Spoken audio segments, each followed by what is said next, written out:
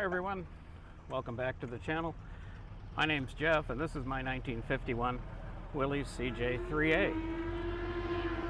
Excuse the motorcycle. Anyway, if you saw part one where I was fixing this Jeep, I had a stuck exhaust valve which created a real rough running engine, and basically I ended up having to pull the head, which was quite a chore.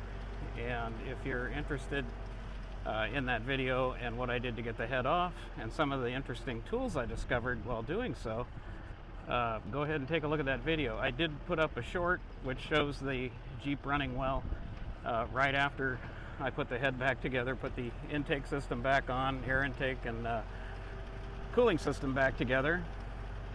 And I started it up and did that short video, and I didn't really let the Jeep run very long. I just wanted to film it running smoothly. And so I did that. And the next day I had the intention of driving it around like I am right now. And I let started it up and let the temperature start to come up. And I watched as it rose, and I knew it had a 180-degree thermostat in it at the time. And I watched it go past 150, 160, went past 180. And when it did that, I started to really wonder. And I thought maybe it would pop open, but it went clear up to 205 degrees, and I shut the Jeep down.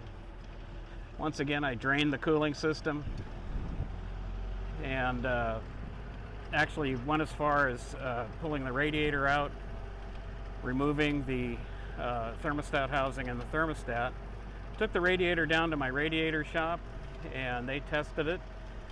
Pressure tested it at 15 pounds underwater, no leaks. They cleaned it for me, and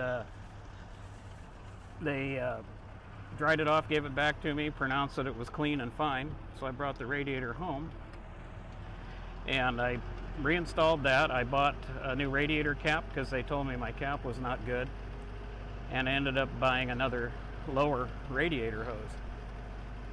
And so I put that back together. I did get another thermostat. I got all these parts from Kaiser Willys. Thank you very much. And everything went together just fine. I put all new coolant in it. And hang on, I'm going to fall out of this thing. Anyway, I started it up again and watched the temperature start to rise, which it did. And it went past 160, which is what the thermostat is that I bought. And it got up to about 180, and then all of a sudden the needle stopped moving, and then it just dropped precipitously back down to 160, so I was real happy with that. I'm still waiting for it to warm up here at the moment, but otherwise, as you can see, it's running really well. The temperature right now, it just touched 180 and it's dropping, so thermostat's opening. Good news there.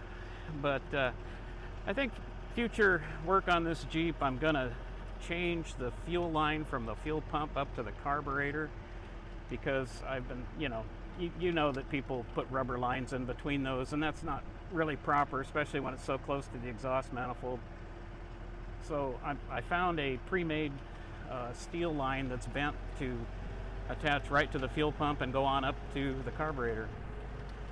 I may even change the fuel pump. I have a good working single phase fuel pump in there, single diaphragm, and I'm thinking about changing that over to a double diaphragm so that I can actually run these vacuum wipers here that you can see on the dash, and that'll be kind of fun. I don't want to go to electric. I kind of like the old school way of doing these things. But as you can see, it's running real well. Oil pressure, temperature are excellent. And I couldn't be happier with it. I just think it needs to be exercised a bit more. Like a lot of these flathead motors, if they sit too long, they tend to get sticky valves in them, and that's pretty much, I'm guilty of that. I hadn't been using this Jeep for quite a long time, and now that I'm kind of driving it around, I'm enjoying the heck out of it.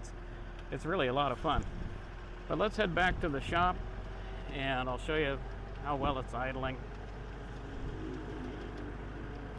And we'll go from there.